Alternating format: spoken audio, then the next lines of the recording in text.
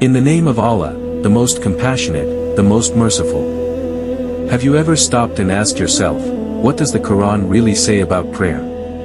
Is praying 5 times a day enough, or does Allah expect something much deeper from our Salah? Let's reflect on what the Quran teaches us.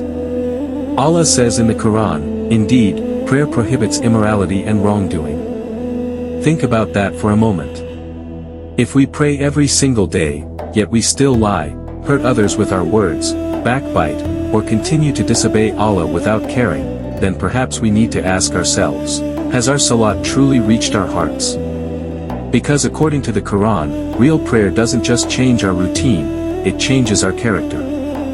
Allah also says, guard strictly all prayers, especially the middle prayer, and stand before Allah with complete devotion. Notice that Allah doesn't simply command us to pray. He commands us to guard our prayers. To pray on time. To stand before Him with humility. To focus our hearts, not just our bodies. Then the Quran gives us a serious warning. Allah says, so woe to those who pray, yet are heedless of their prayer. So Allah is not speaking about people who never pray.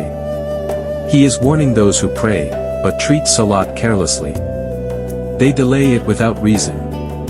They rush through it. Or perform it without sincerity or attention. Salat is more than movements.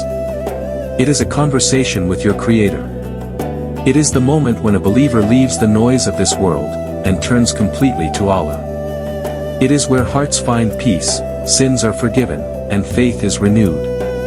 If your heart feels empty, return to your salat. If the weight of your sins feels heavy, return to your salat.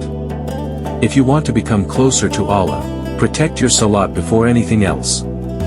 Never forget, the first deed a person will be questioned about on the Day of Judgment is their prayer.